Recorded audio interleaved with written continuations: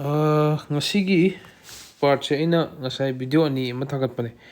hana ina nam gi video di oibane dubu hoji exam gi mea da kan di kana ga video ni log ki basic ka log ki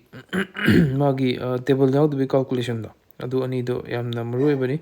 adu yengjan bati darkar yam ta gani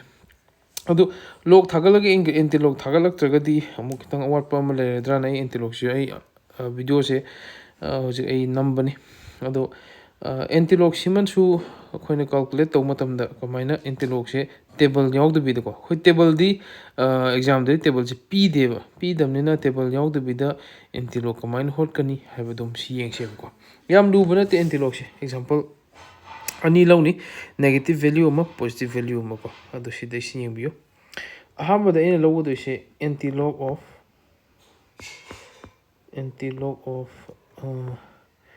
6.86 loge eko sigi antilog se hot ke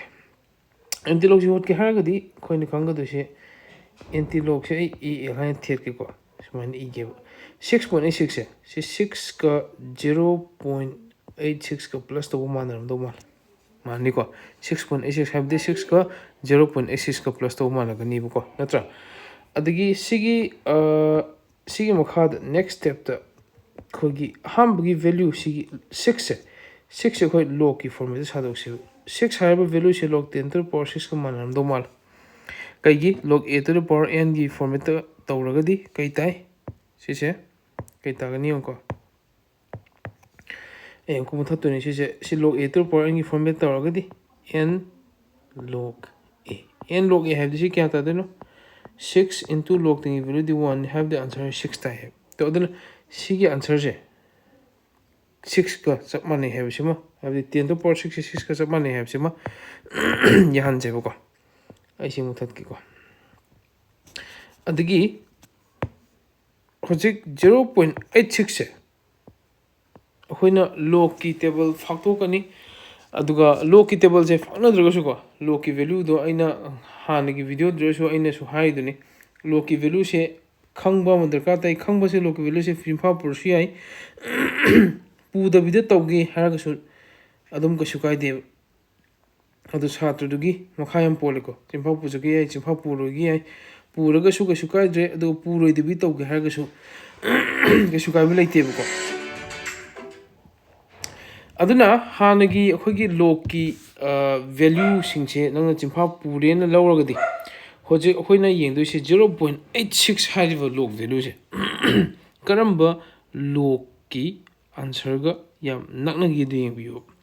0.86 haiba log ki value se akhoi approximately 0.9 han loksan bi haibadi ma se log 0.9 ga mani log 0.9 haiba posak se ma se kana ga mani ma se log 8 ka mani sise aduna sise ahamba to 6 plus 0.86 to amana log 10 to power 6 sa do pire always 10 to the power sabiyo ko ahamba first digit numbers second gi duna log ki value da nakshan na badu log biro then hoji antilog se 1 by log hani sa do ki kai gino the antilog ti reverse of log na to reciprocal of log ne ba do manung dele se log 10 to the power 6 plus log 8 have the log a plus log b log a plus log b gi formula se kai le khoina I see thabironge log a plus log b se hana gidro si yarabani log a ga log b ga plus to se kai ga mani haragati log a into b ga mana bani ko ma se ko to aduna chide kai ga mana log 8 into 10 to the power 6 ga mana ni then now last step ta log se cancel to biro adu answer kai tare 8 into 10 to the power 6 mai tai beto kasam du dene khali ko log ki value log ki hai antilog ki puthok pusi ko antilog ki puthok pai formation ma sumaina kar samna khangbiro ko ado hadi bu same value se in negative yaw antilog to puthorok se kamaina antilog of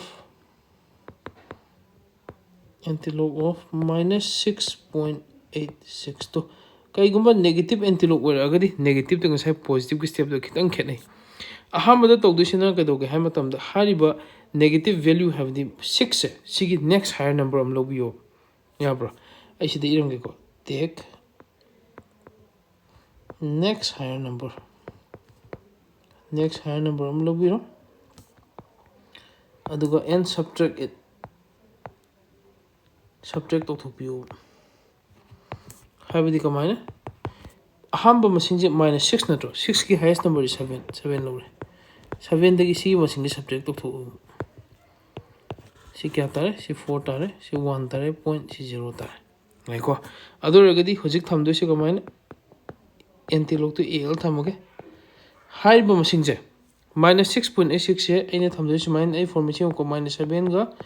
0.14 गा पुंजनरगा ताइन थमदोनी चुमगनी को 7 दगी 0.14 हाइबदी सिगी मसिंग सिदगी सिसे लौथोगदी 6.86 से तागनी सिसिमा सिगी step से तन खेनै से अदै remaining step चमानी antilog थंबिरनी 10 to the power -7 थंबिरनी कईगिनो हम 10 to the power फॉर्मेट लो हाइबनी प्लस होजिक 0.014 से मागी होय log की वैल्यू खाइ नकनबा येंगसे खाइदगी पिकपा log से अखोइना वैल्यू चिंफा पुबदा log 2 की वैल्यू से अखोइना चिंफा पुरागदी log 2 से कईगा माने 0.3010 का मानबने बट 0.14 हाइबसिदी याम थिन पिकख्रेब अदुना मासे अखोइना खाइदि पिकपा सिदे हेन पिकपा वैल्यू हारगदी log क्या गी log 1 की वैल्यू क्या तागे 0 सिसे लोअर से अदे सि log 1 ने लोअर के एप्रोक्सीमेट लोअर को अदुदी हुजि एंटी log से 1 by log onथोखरगे अदुगा अमसिदी कमान थोवनी ब्रैकेट थमगे log क्या a into b log cancel तो बिनो आंसर क्या तारनी 1 into 10 to the power -7 तो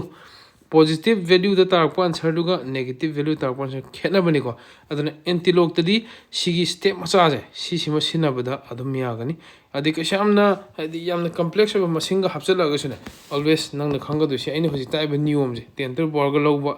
अदि समाइना के सेमदोकपा अदि माइनस यागना समाइन सेमदोकसन तोगे हाबसे सिगुम पोसजे खंबिरो अदुगा एंटी log तु याम लाइन सन होटपि याबनी को वीडियो से खंगबदा यामना लाइरबा नुंगाइबिबो अरगदी शेयर तौबिबो कावगनु सब्सक्राइब तौबिबो कावगनु को